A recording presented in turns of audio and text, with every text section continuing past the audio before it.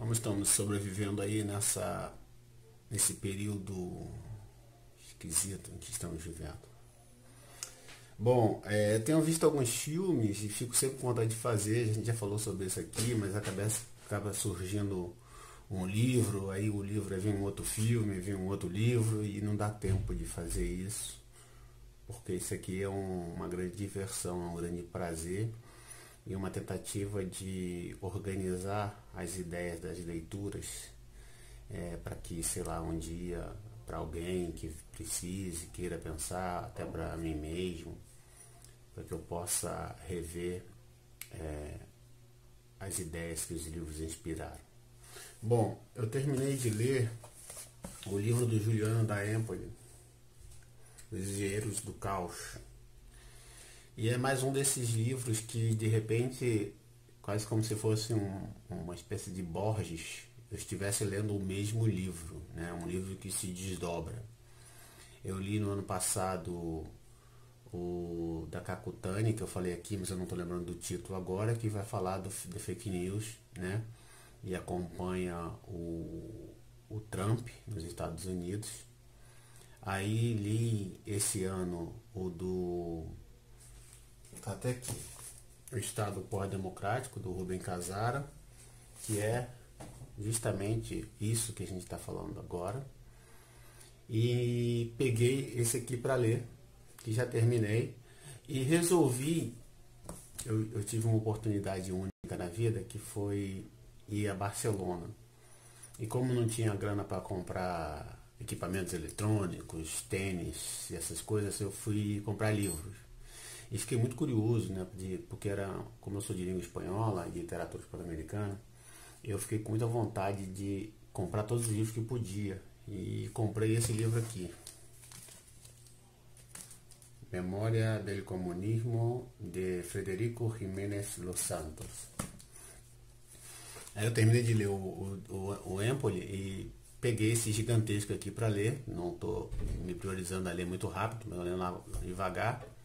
E é interessante que tudo se repete. Sabe? O Federico Jiménez Los Santos, embora eu acho que estou sendo bem severo com ele me parece uma espécie de Olavo de Carvalho espanhol.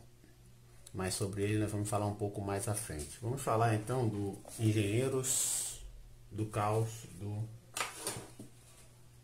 Empoli.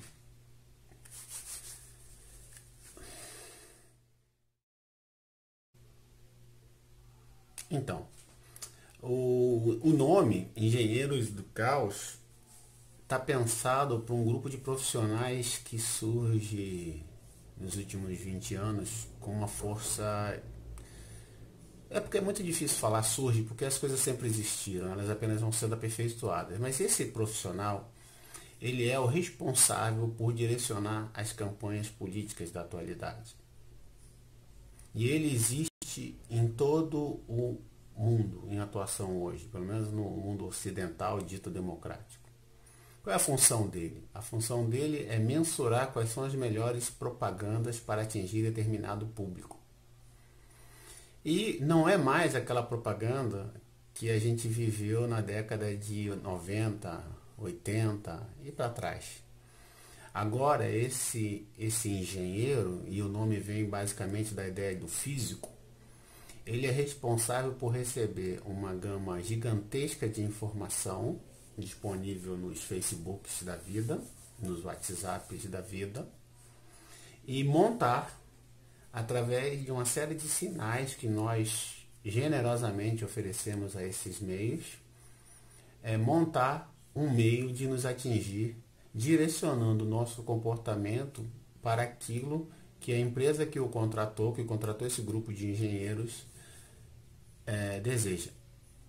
E é assim que a gente vai ver isso no documentário, não sei se é Democracia sob Perigo, enfim. É um desses documentários, eu já devo ter falado dele aqui também, se não depois eu lembrar eu boto um link, ou senão vocês procuram, não tem problema nenhum. Mas é isso, é que com as informações que nós colocamos no Facebook da vida, ele sabe aquilo que a gente gosta ou não gosta. E com isso eles constroem uma estratégia de captura, né? E depois de direcionamento.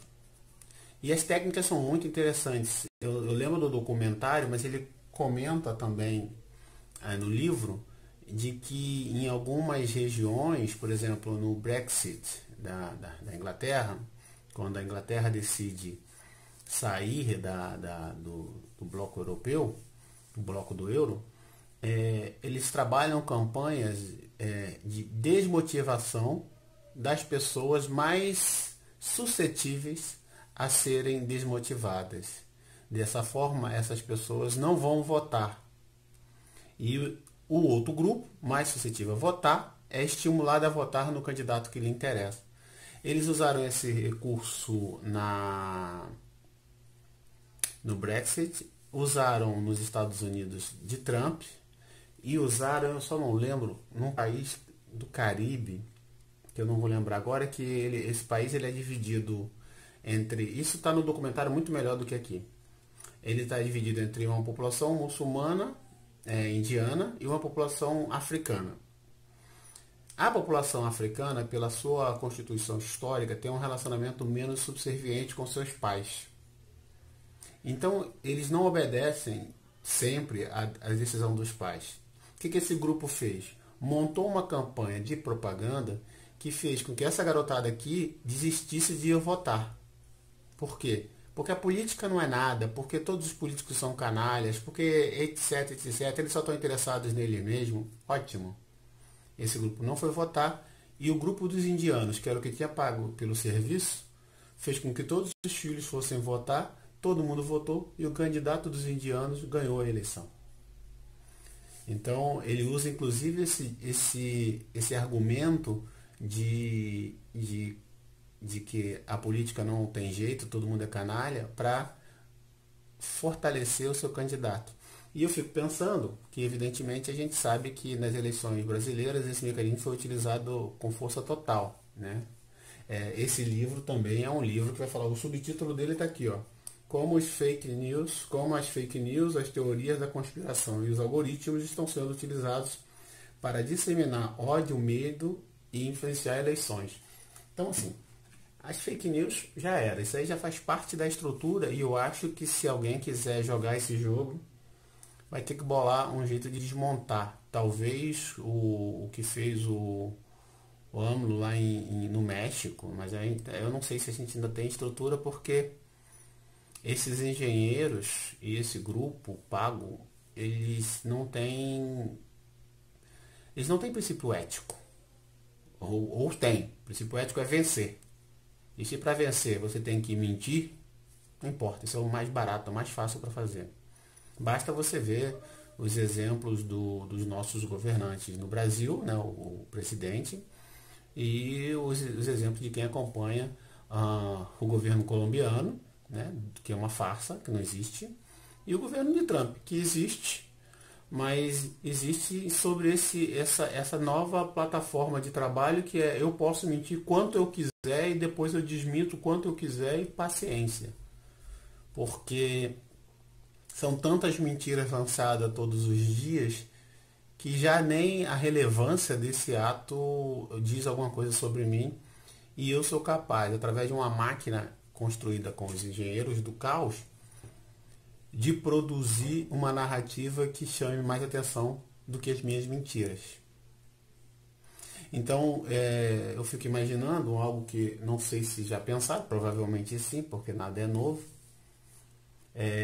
Eu fico pensando num mecanismo que fizesse, por exemplo, potencializar o ódio ao PT nas eleições passadas e desestimulasse parte dos eleitores a não escolher, com a ideia de que Haddad e Bolsonaro eram iguais.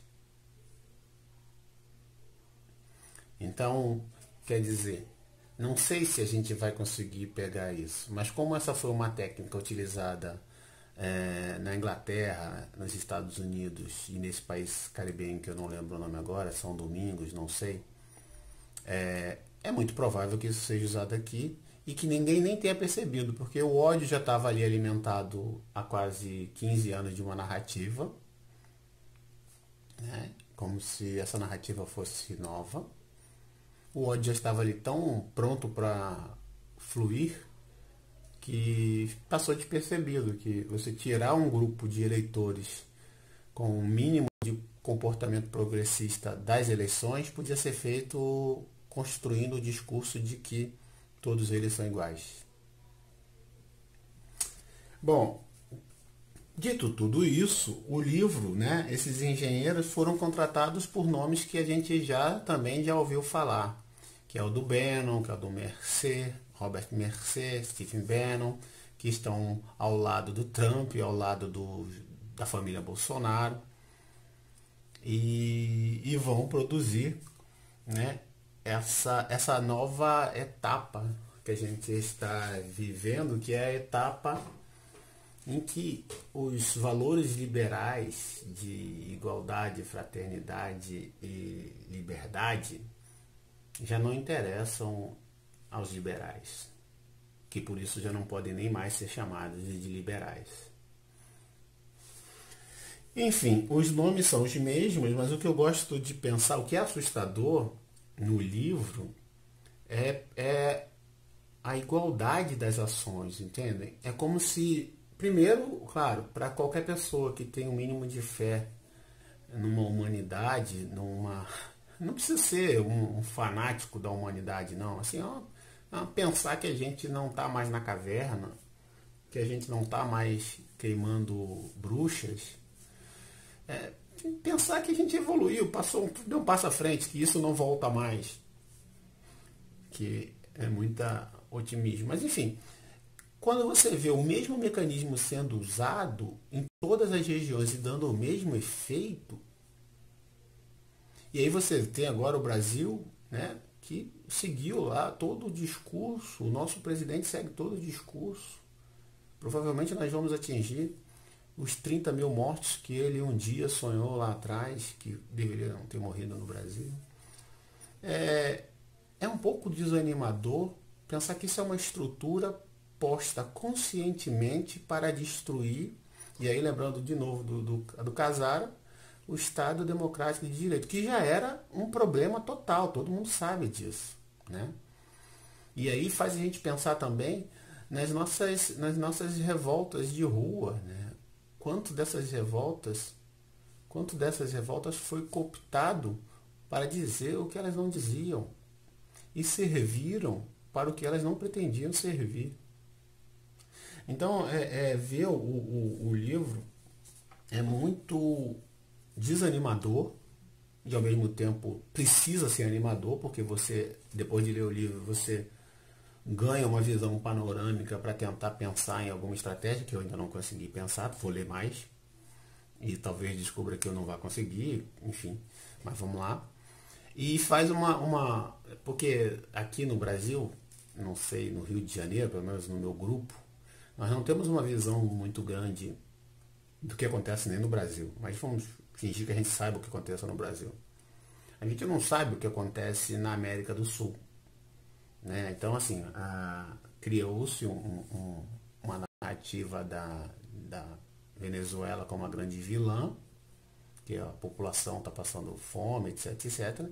E não se fala do Equador, não se fala da Colômbia, né? Isso são países governados por presidentes que estão alinhados ao discurso neoliberal, submetidos ao interesse de Washington, e esses daí estão fora da nossa mídia.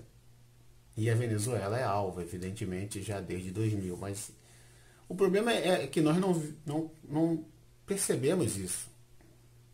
Mas, esquecendo que nós não vimos a América Latina que está aqui do lado, surge o Empoli, ele é italiano, então você vai ver a Itália e acho que é Marcos, o juiz deles, eles têm um juiz, eles têm uma lava-jato, vocês sabem disso, né? Que é a Operação Mãos Limpas. Ela tem tudo a ver com o Brasil.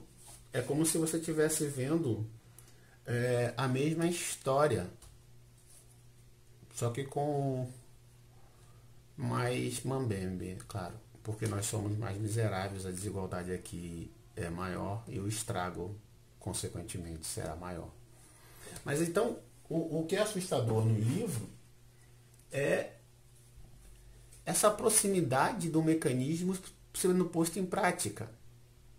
E a gente vivendo esse mecanismo sem conseguir falar, gente, vocês estão sendo enrolados.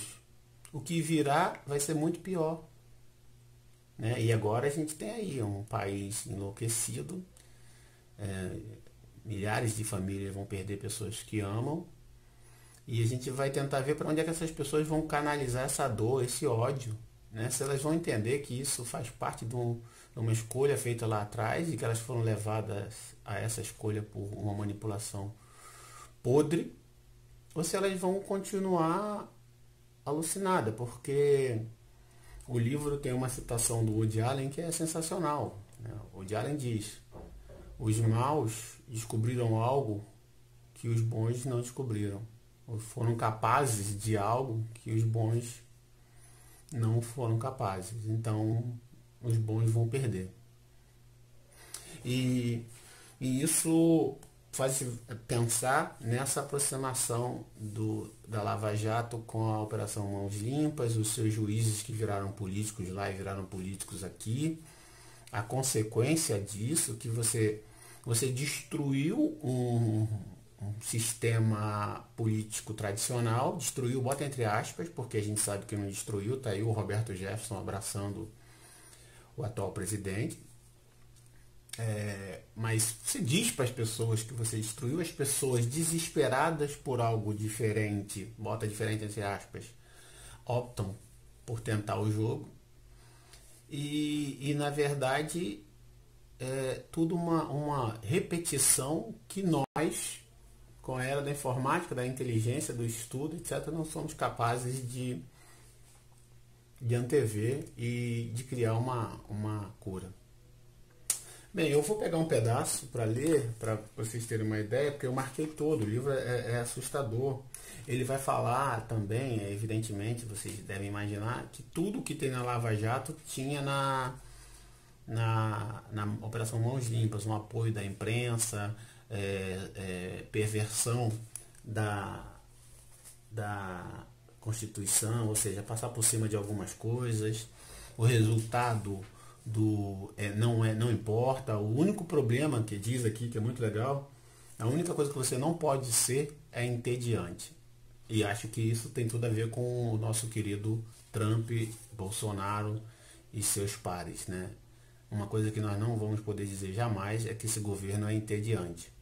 E é isso que ele diz aqui, literalmente. Como o personagem revisor de Gogol, o líder político se torna um homem oco. Os temas de sua conversa são dados por aqueles que o interrogam. São eles que lhe põem as palavras na boca e criam a conversa. O único valor a mais que lhe é solicitado é aquele comum ao espetáculo. Não ser entediante, não aborrecer a plateia. A única regra que Trump segue rigorosamente, produzindo diariamente uma cena de teatro. O final inacabado de uma série que obriga o público a ficar colado na tela para assistir ao próximo episódio. E aí, isso tem vários personagens. A questão as pessoas que vão trabalhar com eles são extremamente desqualificadas, mas são aprovadas pelo público dentro do parâmetro de que elas são fora do sistema. Isso é muito Brasil hoje. E a Itália 2018, 2019, a Hungria, quando aquele jornal que faz sátira com os muçulmanos foi atacado, o presidente da Hungria estava em queda desesperada. Então o que os engenheiros do caos fazem? Buscam a preocupação com o estrangeiro, constroem na sociedade húngara o medo do estrangeiro. Esse cara que estava caindo, não sei se é o Orbán, não sei, o Orbán, sei lá.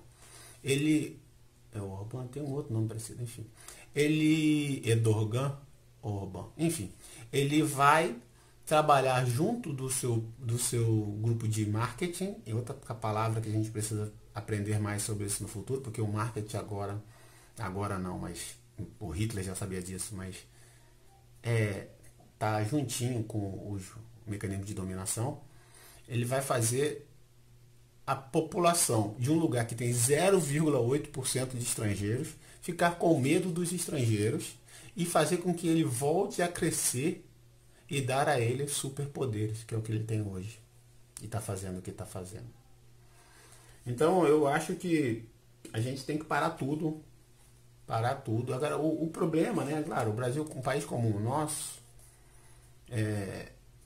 que vive o que vive, a gente está sempre numa ilha, né? Assim, quem leu esse livro?